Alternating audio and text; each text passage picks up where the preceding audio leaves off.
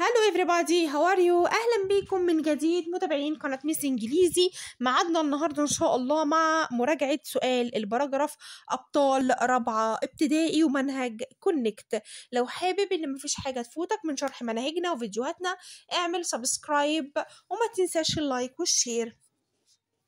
باراجراف النهارده بيتكلم عن شم النسيم، او ممكن تقول بيتكلم عن festivals يعني الاحتفالات. يعني لو قال لك write a paragraph of 18 words يعني 18 كلمة عن festivals الاحتفالات، ممكن تكتب عن شم النسيم. لو قال لك اكتب عن شم النسيم يبقى انت هتكتب الجمل اللي هنقراها مع بعض دلوقتي. اول جملة وابسط جملة ممكن تقول I like شم النسيم.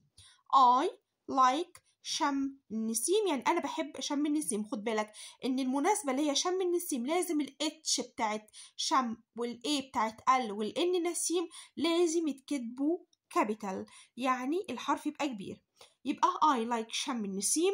It's in spring يعني إنه في الربيع. احنا كنا عارفين إن شم النسيم بيجي في فصل الربيع، يبقى it's in spring يعني بيجي في فصل الربيع. I color eggs. أنا color ألون eggs اللي هو البيض. I eat fish أنا بأكل سمك. I go to the parks يعني أنا بذهب إلى الحدائق.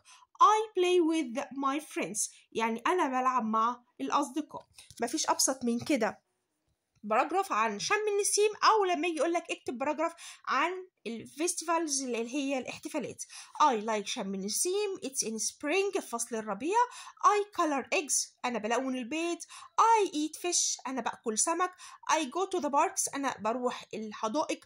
I play with my friends يعني انا بلعب مع الاصدقاء. وبالنجاح والتوفيق ان شاء الله. Goodbye.